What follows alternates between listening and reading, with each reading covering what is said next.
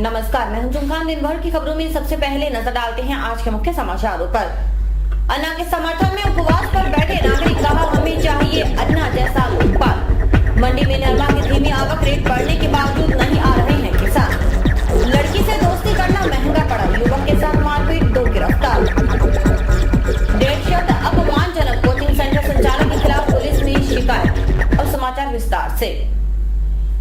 जन लोकपाल बिल पारित करने की मांग को लेकर गांधीवादी विचारक अन्ना हजारे अपने गांव रालेगंज सिद्धि में अनशन कर रहे हैं।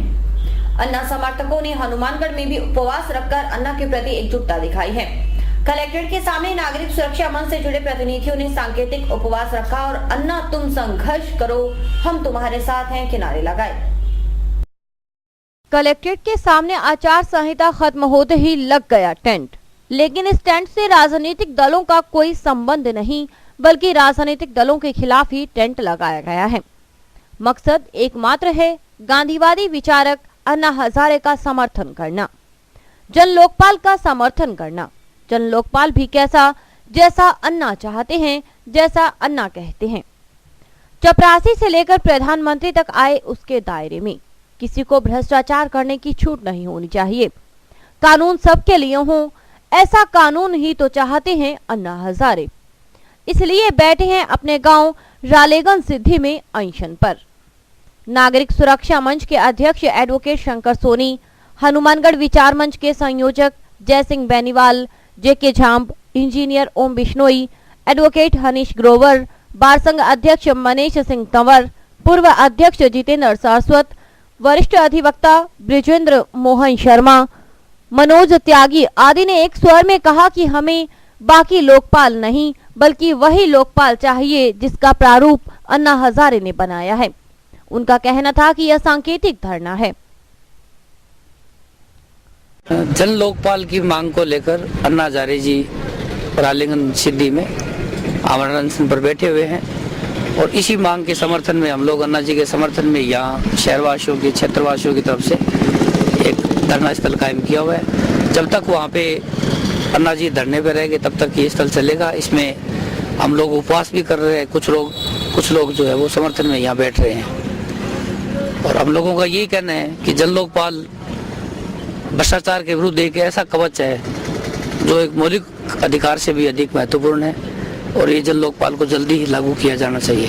क्या अन्ना हजारे को दिल्ली में फिर अनशन करना चाहिए? शंकर सोनी ने कहा कि दिल्ली ही क्यों, देश के हर कोने में आंदोलन हो ताकि केंद्र सरकार और बाकी पार्टियों पर दबाव पड़े।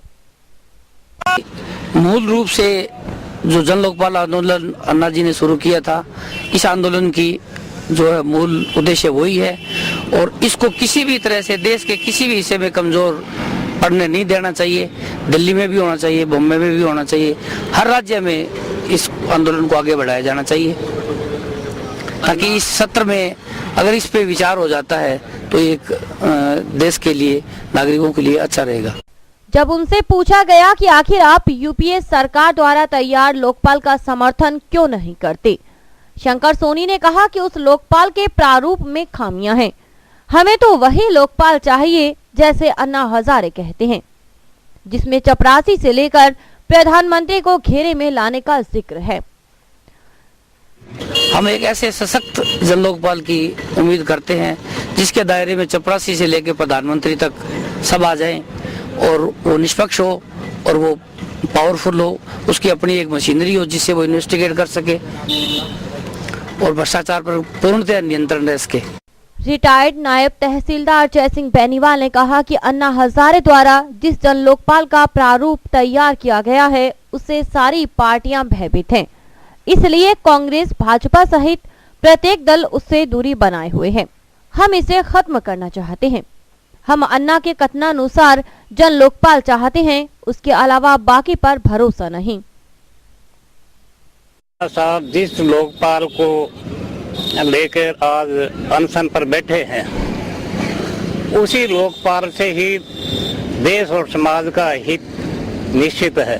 एक चपरासी से लेके और उच्च पदों पर आसीन लोग बाग भी उसके दायरे में आने चाहिए और ये वर्तमान व्यवस्था में बहुत ही आवश्यक है और ये सरकार इसका अन्ना जी के इस लोकपाल से भयभीत है और इसलिए इसको तोड़ मरोड़ के और ये संसद में लाना चाहती है जो लोकपाल, वो एक कागजी लोकपाल है, झूठा लोकपाल है।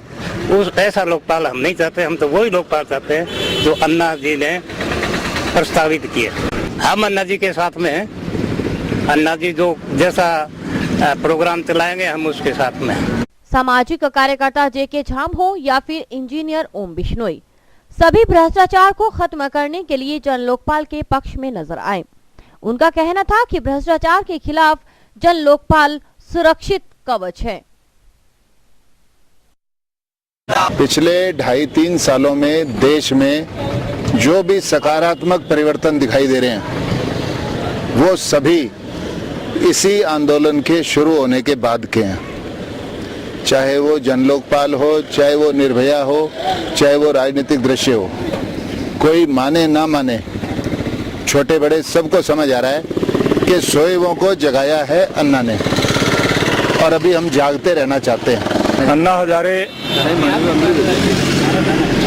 हमारे एक वयोवृद्ध समाज सेवी हैं जो उम्र के इस पड़ाव पर भी इस लड़ाई को पुरजोर तरीके से लड़ रहे हैं और सत्ता में जो बैठे हुए लोग हैं, विशेष तौर से जो रूलिंग गवर्नमेंट है और मुख्य विपक्षी दल है, उनका ये दायित्व बनता है कि वो जनता में जो ये भ्रष्टाचार के खिलाफ जो आवाज आक्रोशित हो रही है इसको सुने, वरना इसका खामियाजा इन लोगों को आने वाले समय में चुकाना पड़ेगा। जनता धीरे धीरे जागरूक हो रही है और इस तरीके के आंदोलन विभिन्न रूपों के अंदर जनता अन्ना जी जैसे लोगों के साथ मिलकर सामने लेकर आती रहेगी और ये जनता को एक अच्छा जन लोकपाल जो अन्ना जी चाह रहे हैं वो संसद के मार्फत देने की कृपा करें, जिससे देश में जो फैला हुआ भ्रष्टाचार है उस पे कुछ हद तक अंकुश लगने की कार्रवाई संपूर्ण हो सके। पिछली बार आंदोलन किया था तो जो अभूतपूर्व जन समर्थन उन्हें मिला उसका नतीजा है कि आज जो चेंजेस हो रही हैं, आप पार्टी का उदय हुआ। पार्लियामेंट में एमपीज हमेशा ये बात दोहराते रहे कि कानून बदलने का अधिकार केवल पार्लियामेंट को है, सड़कों से उनकी आवाज नहीं सुनी जा सकती।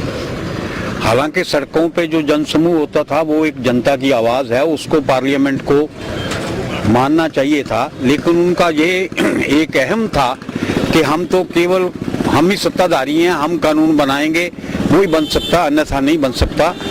तो ये उसका नतीजा है कि आज आप पार्टी को दिल्ली में इस तरीके से जन समर्थन मिला है, क्योंकि वो ये अब दर्शा देंगे कि आपने हमारी आवाज़ नहीं सुनी, तो अब इस तरीके से जनता के नुमाइंदे भी उसी तरीके से चुन के आएंगे कि आपको जनता की आवाज़ को पहले से सुनना पड़ेगा।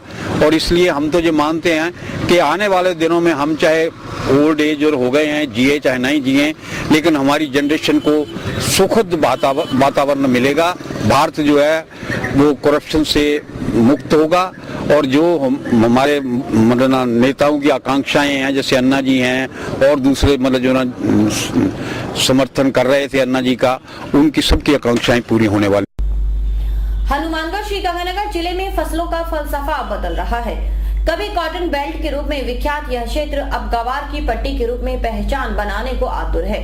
यही वजह है कि पिछले कुछ सालों की तुलना मंडी में नरमा कपास की आवक कम होती नजर आ रही है। कभी इस क्षेत्र को कपास की पट्टी के रूप में जाना जाता था। खासकर हनुमानगढ़ और श्रीगंगानगर का यह क्षेत्र नरमा कपास की बम्पर खेती के लिए जाना जाता था। धीरे धीरे क्षेत्र में फसलों का फलसफा बदलता गया और आज ग्वार ने ऐसी सेंध लगाई कि नरमा कपास जैसे गायब होने को है। आइए पहले कुछ तथ्य बताते हैं आपको। वर्ष 2010-11 के दौरान जंक्शन मंडी में 6,23,347 क्विंटल नरमा की आवक हुई थी। उस वक्त रेट था 4,806 रुपए प्रति क्विंटल। अगले साल यानी 2011-12 में आवक तो बढ़ी जो 7,61,413 क्विंटल तक पहुंच गई, लेकिन रेट में काफी गिरावट महसूस की गई। रेट घटकर रह गया 4,216 रुपए प्रति क्विंटल। 2012-2013 में आवक घटने लगी जो 7,57,327 क्विंटल पर आकर ठहर गई। उस वक्त रेट में मामूली बढ़ोतरी हुई यानी 4,254 रुपए प्रति क्विंटल के हिसाब से नरमा बिका। अप्रैल से नवंबर तक इस साल की जंक्शन मंडी में नरमा की आवक की बात करें तो महज 1,59,072 क्विंटल नरमा की आवक हुई है। वहीं रेट बढ़कर 5,083 रुपए प्रति क्विंटल हो गया। वहीं पिछले साल इसी दौरान नरमा की बम्पर आवक हुई थी। आपको बता दें कि पिछले साल अप्रैल से नवंबर तक मंडी में 2,89,916 क्विंटल नरमे की आवक हुई थी और रेट था 4,121 रुपए प्रति क्विंटल। आखिर नरमे की तरफ किसानों का रुझान कम क्यों हो रहा है? इस सवाल का सामना होते ही जैसे धरती पुत्रों की तड़प बढ़ जाती है। उनका कहना है कि लागत बढ़ने और हिसाब से रेट नहीं मिलने के कारण नरमे के प्रति रुझान कम होता जा रहा है। किसानों का कहना है कि नरमा का भाव कम मिल रहा है, कम से कम 10,000 रुपए प्रति क्विंटल तो भाव मिलना ही चाहिए। नरमा ਦੇ ਝਾੜ ਬਹੁਤ ਘੱਟ ਆ ਜੀ, ਭਾਅ ਸਾਨੂੰ ਘੱਟ ਮਿਲ ਰਹੇ ਆ, ਕੋਈ ਭਾਅ ਨਹੀਂ ਮਿਲ ਰਿਹਾ। ਨਰਮੇ ਦਾ ਭਾਅ ਜੀ ਘੱਟ ਹੈ, ਇਸ ਕਾਰਨ ਅਸੀਂ ਮੰਨ ਲਾ ਨਰਮੇ ਦੀ ਬਿਜਾਈ ਘੱਟ ਕਰੀ ਜਾਂਦੇ ਆ। ਨਰਮੇ ਦਾ ਭਾਅ ਖਰਚੇ ਦੇ ਹਿਸਾਬ ਨਾਲ ਅੱਧਾ ਹੀ ਮਿਲ ਰਿਹਾ। 5,000 10,000 ਤੋਂ ਘੱਟ ਨਰਮਾ ਬੀਜਣ ਦਾ ਸਾਨੂੰ ਕੋਈ ਫਾਇਦਾ ਨਹੀਂ ਹੈ। ਇਸ ਨਾਲ ਉਹ ਗਵਾਰੇ ਦਾ ਭਾਅ ਕੁਛ ਆਇਆ ਸੀ, ਇਸ ਕਰਕੇ ਅੱਧਾ ਹੀ ਨਰਮਾ ਕੀਤਾ ਸੀਗਾ। ਨਰਮਾ ਮੰਨ ਲਾ ਬੀਜਣ ਦਾ ਸਾਨੂੰ ਕੋਈ ਫਾਇਦਾ ਨਹੀਂਗਾ। ਹੁਣ ਗਵਾਰੇ ਦਾ ਹੀ ਸਾਨੂੰ ਫਾਇਦਾ ਸੀ, ਉਹ ਵੀ ਗਵਾਰੇ ਦਾ ਭਾਅ ਵੀ ਹੁਣ ਡਾਊਨ ਹੈ ਇਸ ਟਾਈਮ ਤੇ। ਕਮ ਸੇ ਕਮ 10,000 ਰੁਪਇਆ ਗਵਾਰੇ ਨਰਮੇ ਦਾ ਭਾਅ ਹੋਵੇ ਤਾਂ ਫਿਰ ਜਾ ਕੇ ਜ਼ਿਮੀਂਦਾਰ ਦਾ ਖਾਤਾ ਪੂਰਾ ਹੁੰਦਾ ਹੈ। ਇਸ ਤੋਂ ਇਲਾਵਾ ਤਾਂ ਨਰਮੇ ਦੀ ਬਿਜਾਈ ਅਗਲੇ ਸਾਲ ਨੂੰ ਇਸ ਤੋਂ ਵੀ ਕਮ ਹੋ ਜੂਗੀ। नरमे बिजाई तो आई है जी, कम ही रेट होने ला रही है कि पिछले साल ही भाव नहीं था और अब कल जमा ही भाव डाउन है। 5,000 कम है, 4,500 ले गए चल गए 5,000 तक बिका। मिट्टी का भाव ले गया बैठ गया। एक तो बाण खराब हुई सी और चुगाई बढ़ाई में भी मैं की बचनी कौन ला रहे बच्चे ही में की है। भाव कम 10,000 को तो होनी चाहिए वो कम। कारण तो नरमू कम हुआ, झाड़ कम हुआ, बीज बड़ा आई गया रे स्प्रे पड़ाई में। पहला कहता है स्प्रे को नहीं हुई में, अब स्प्रे होने लग गई। मेन कारण तो पहले नरमा अधिक बीजते क्योंकि रेट समथिंग ठीक थे। अब ग्वार के रेट बढ़ रहे हैं और नरमे के रेट समथिंग पिछली बार हमने लगभग 6 किलो करीब बेचा, इस बार 5 भी नहीं बिका हुआ है और इसके भाव नहीं मिलने के कारण नरमा ये कम बीज रहे हैं लोग। यही कारण है बस मेन तो। खेती का ज़्यादा से ज़्यादा मेहनत है नरमे पर और इसका भाव कम, लागत ज़्यादा और मंडी के अंदर धक्के खाने पड़ते हैं। इसका पैर में ठुड्डे लगते हैं, नरमा लेता नहीं कोई। इससे ग्वार की खेती है चाहे और कोई भी फसल है, इससे मेहनत कम लेती है कि दूसरा मजदूरी बहुत ज़्यादा पड़ रही है इसके ऊपर। कम की वजह ग्वार का रेट पीछे था, अब की बार जोना हो गया, जोने का रेट ज़्यादा है, इसके आगे नरमे की इससे भी कम हो जाएगा।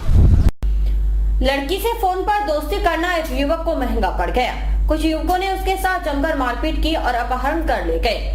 इस दौरान 10 लाख रुपए की फिरौती भी मांगी। आखिरकार पीड़ित युवक ने भागकर अपनी जान बचाई। पुलिस ने मारपीट करने के आरोप में 2 युवकों को गिरफ्तार कर लिया है। हाईटेक जमाने में सुविधाएं तो बढ़ी लेकिन दुविधाओं में उसी तरह बढ़ोतरी होने लगी। मोबाइल फोन ने भी फ्रेंडशिप जैसे प्रचलन की शुरुआत की और अपरिपक्व मानसिकता वाले युवक उसकी चपेट में आते गए। इसमें न सिर्फ युवतियां लुटती गई बल्कि कई जगह युवक भी पिटे।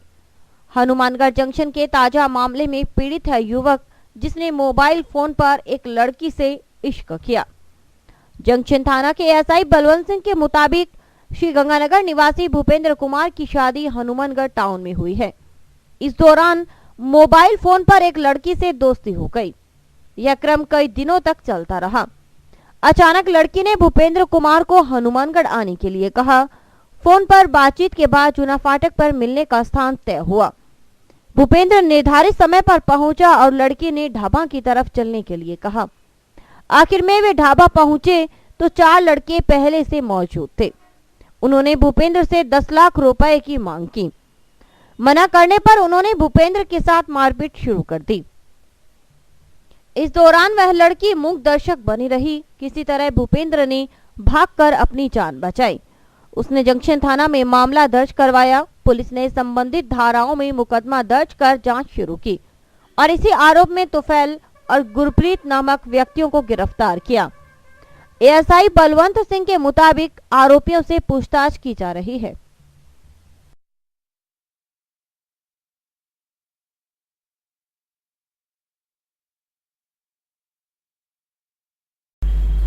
समाचार अभी और भी देखते रहिए दिन भर की खबरें। Baby happy modern PG college, a brand for quality education द्वारा स्टूडेंट्स के करियर को ध्यान में रखते हुए विभिन्न प्रकार के कोर्सेज करवाए जाते हैं, जैसे MSc, MA, BCA, BBA, BSc, BCom, BA. College में वेल क्वालिफाइड लेक्चरर्स की कड़ी मेहनत से लगातार 3 वर्षों से स्टूडेंट्स ने महाराजा गंगा सिंह विश्वविद्यालय की मेरिट लिस्ट में अपना नाम लाकर शिक्षा के क्षेत्र में एक नया रिकॉर्ड कायम किया। हाय, आई एम नूरजहां। मैं बीबीए की स्टूडेंट हूं। मैंने बीबीए फर्स्ट ईयर में यूनिवर्सिटी में 3rd रैंक प्राप्त किया था। इसका सारा श्रेय मैं अपने मैनेजमेंट और स्टाफ को देना चाहूंगी, जिन्होंने यहाँ पर मुझे इतनी अच्छी फैसिलिटीज प्रोवाइड करवाई। Simranjeet Kaur, first year I scored 80% marks, and for this I would like to thank for Baby Happy Modern PG College. The environment of this college is very learning and I have learned a lot of during these 2 years. College में corporate world की आवश्यकताओं को ध्यान में रखते हुए समय समय पर करियर गाइडेंस सेमिनार्स और वोकेशनल कोर्सेज आयोजित किए जाते हैं। महाविद्यालय में library, labs, wifi, playground, canteen, transport आदि फैसिलिटीज प्रोवाइड की जाती है। संस्था का उद्देश्य स्टूडेंट्स को एकेडमिक्स के साथ साथ एक्स्ट्रा करिकुलम एक्टिविटीज जैसे कल्चरल, स्पोर्ट्स आदि में संपन्न बनाना है। हमारे यहाँ पर आपको आकर्षक कीमतों पर 32 इंच LED, LCD टीवी उपलब्ध हैं।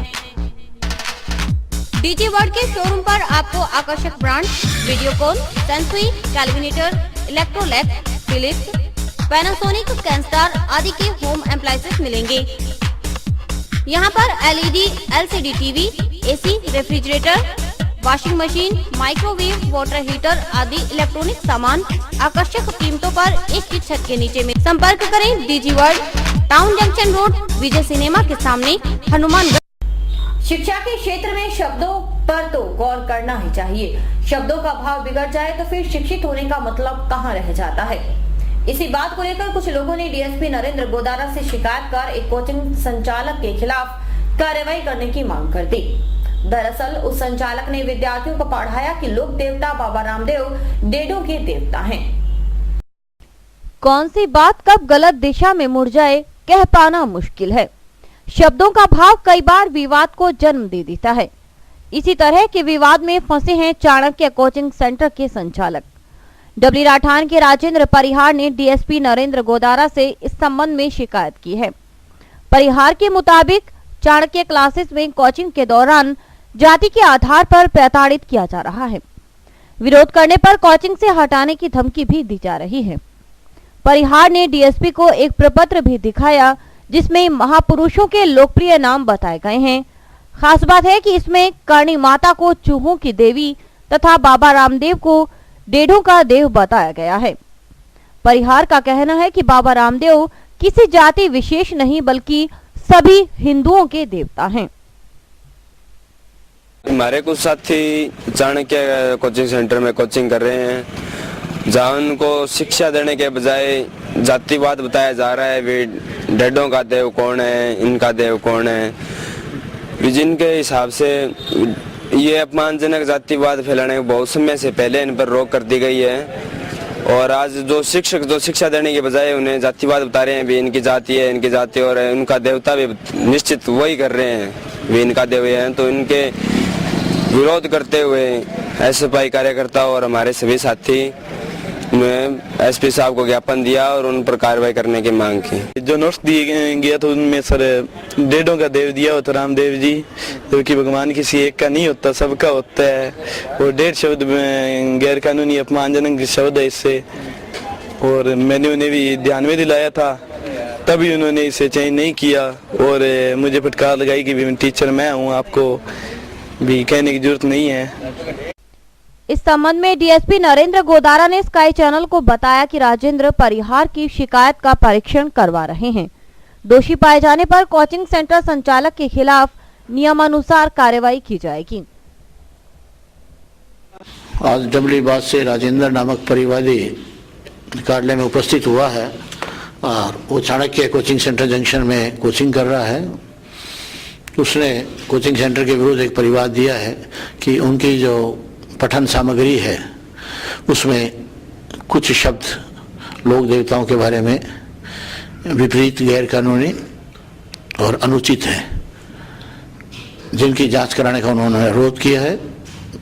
उनकी कंप्लेंट ले ली गई है, जिस पर जांच करवाई जाकर कार्रवाई की जाए। दूसरी तरफ चाणक्य क्लासेस के संचालक राज तिवारी का कहना है कि किसी जाति विशेष के खिलाफ अशोभनीय बातें कहना उनका मकसद नहीं है, बल्कि सामान्य ज्ञान की पुस्तकों में उल्लेखित बातों को ही सूची में हूबहू शामिल किया गया है।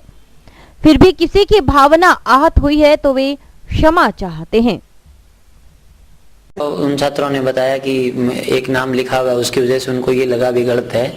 ऐसा हमारा कोई उद्देश्य नहीं था किसी की भावनाओं को आहत करना, सब मिस प्रिंट से हुआ है। वो जैसे एक बुक थी उसमें से टाइपिस्ट ने लिखा, उससे मिस प्रिंट हो गया, इसकी वजह से ये बात हुई है। बाकी अगर किसी एक समाज को इंडिकेट करना ऐसा कोई उद्देश्य नहीं था। फिर भी अगर किसी को है तो उसके लिए एक्सक्यूज है और इससे ज्यादा कुछ नहीं है। निराश्रित पशुओं का खौफ बढ़ता ही जा रहा है। नोहर में तो स्थिति विस्फोटक हो गई है, जब मंडी की एक दुकान पर मुनीम का काम कर रहे सुशील तिवारी को गोधों ने घसीटना शुरू कर दिया। आसपास के लोगों ने मुनीम को गोदों से मुक्त कर अस्पताल पहुंचाया, जहां उसकी हालत खराब बताई जा रही है। बाद में अधिकारियों ने मंडी के गेट पर चौकीदार रखने की बात कही, लेकिन थोड़ी देर बाद वे पलट गए। इससे नागरिक आक्रोशित हो गए। उन्होंने मंडी में हड़ताल शुरू कर दी। कस्बे में दिनों दिन बढ़ रही निराश्रित पशुओं की तादाद ने नागरिकों का जीना दुश्वार कर रखा है, लेकिन लाख कोशिशों के बावजूद भी इन पर अंकुश नहीं लगाया जा रहा।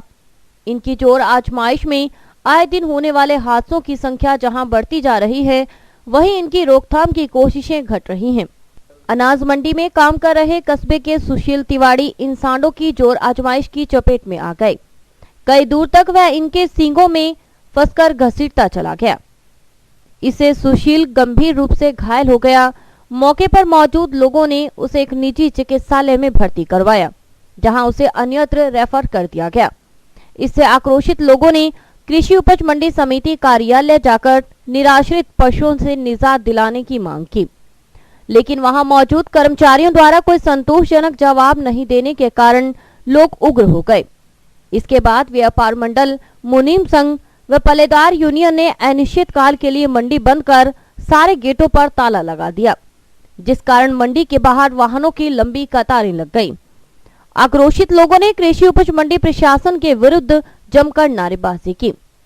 इसके बाद मौके पर प्रशासन का कोई नुमाइंदा न आने के कारण आक्रोशित लोगों ने श्री गंगानगर दिल्ली मेगा हाईवे को जाम कर दिया। इस संबंध में मंडी के व्यापारियों ने बताया कि समस्या को लेकर कई बार प्रशासन व मंडी प्रशासन को अवगत करवाया गया, लेकिन कोई सुनवाई नहीं हो रही। उन्होंने बताया कि समस्या का समाधान होने तक मंडी का कामकाज अनिश्चित काल के लिए बंद किया जाएगा। क्योंकि यहाँ एक सुबह एक मुनीम था, उसको एक गोदे ने इतने जोर से मारा कि अभी तक वो कोमा में है। हालत बरसों से चली आ रही है और मंडी समिति के चौकी यहाँ आते ही नहीं है। वहाँ रजिस्टर में अपनी हाजिरी लगाई और अपने घर पे चले गए। आप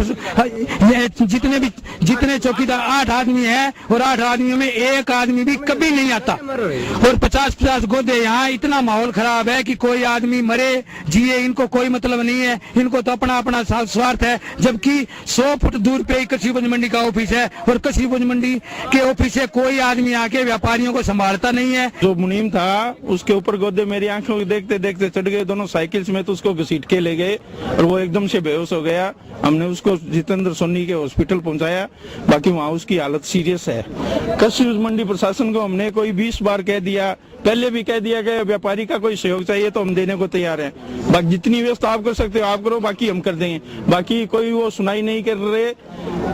उनको मैंने यहाँ तक कह दिया है कि जब कोई एक आध आदमी मर जाएगा तब आप सुधरोगे, जागोगे, उससे पहले अच्छा है पहले जाग जाओ, मगर वो पहले जाग नहीं रहे। घर से मंडी आ रहा था तो उस समय मंडी में अंदर एंटर करते ही गोदे आए, उसके ऊपर गिरे। वो अभी सीरियस है, हॉस्पिटल में भर्ती है, हो सकता है उसको रेफर करना पड़े। हमने पहले कृषि मंडी को पहले ही बताया था यहाँ बहुत गोदे हैं, इनका कोई इंतजाम किया जाए, लेकिन प्रशासन कोई हमारी बात सुनता ही नहीं है। हमने ये मजबूर होकर के आज ये आंदोलन उठाया है ताकि कोई हमारी सुनवाई करे। और अभी वक्त है हेडलाइंस का।